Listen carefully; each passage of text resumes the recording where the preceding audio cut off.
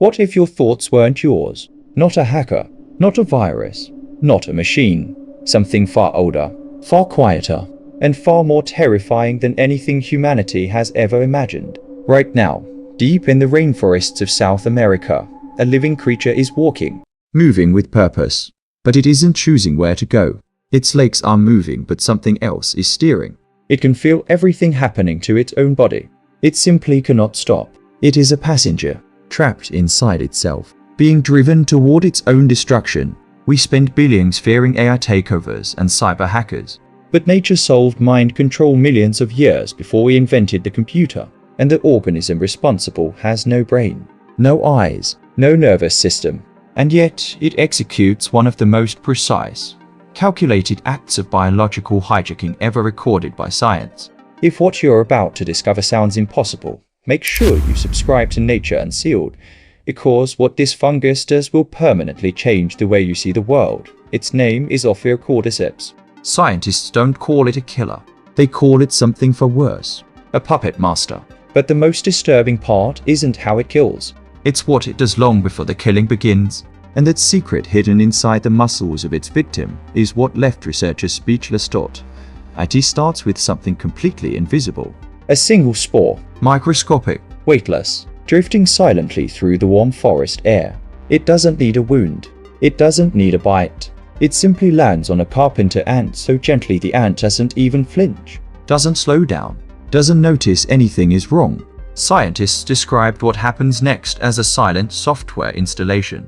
No warning, no alarm. The program simply begins running while the host carries on, completely unaware. The ant keeps walking, keeps communicating with its colony, keeps behaving normally while deep beneath its exoskeleton, something is quietly spreading through its body. But here is what stunned researchers most. The fungus doesn't go for the brain first. It goes for the muscles. It hijacks the hardware before it ever touches the operating system. Fungal threads weave silently through the ant's muscle fibers, wrapping around them, threading between them, building what scientists described as a second skeleton designed entirely for remote control. The brain stays untouched. The ant stays conscious. It can feel everything. But its body is no longer entirely its own. And the fungus isn't just killing the host, it's keeping it alive for a much darker purpose. Once the takeover is complete, the ant begins behaving in ways that alarm its colony. It abandons its trail. It separates from its group. It starts wandering with unsettling direction, as if receiving a signal no other creature can detect. A signal overriding every survival instinct it was born with. And then it climbs.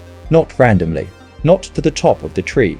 To an exact and specific height. Researchers measured it across hundreds of documented cases. 25 centimeters above the ground.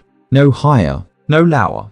The ant stops, finds a leaf vein, specifically a leaf vein, and bites down with every ounce of force its jaw can produce. Scientists named it the death grip. The jaw locks so powerfully it persists even after the ant's body has completely died.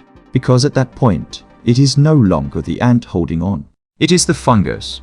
But why that exact height? When researchers mapped the answer, the precision was disturbing. 25 centimeters above the forest floor is the exact zone where temperature and humidity create the perfect incubation environment for Ophiocordyceps to reproduce. The fungus didn't guess. It navigated there using the ant's own legs with the accuracy of a biological GPS. No brain, no neurons, and yet it knew exactly where to go. What happened next was the part researchers struggled to describe without losing their scientific composure. 3 to 4 days after the death grip, something begins to emerge. From the base of the ant's head pushing through the soft tissue of the skull, a pale alien stalk rises above the dead body. Slowly, then with urgency. Vivid, strange, almost beautiful in its horror. Scientists call it the fruiting body. But what it truly is a tower.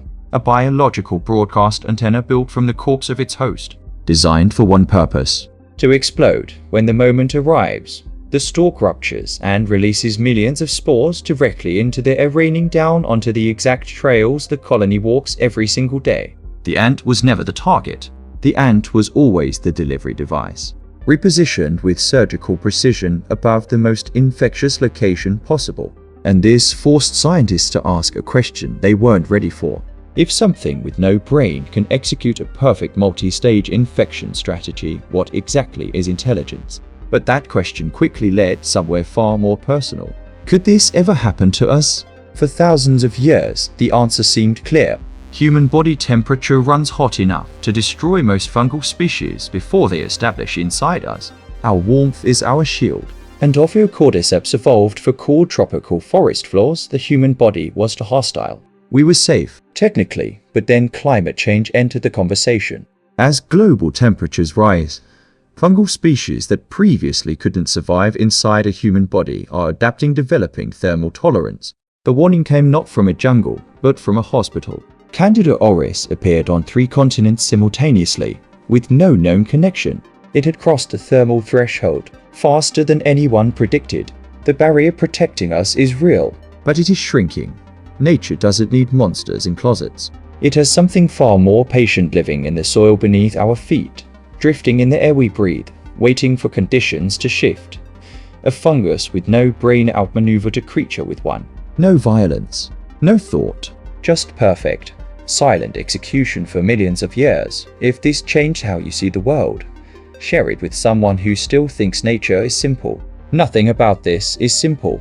And I want to know, if a parasite could hijack one single human emotion, which one do you think would be the easiest to hack? Drop your answer in the comments. There is no wrong answer. The forest is older than us, more patient, more strategic. We have spent our entire lives above an invisible civilization, and some of that civilization has been watching back.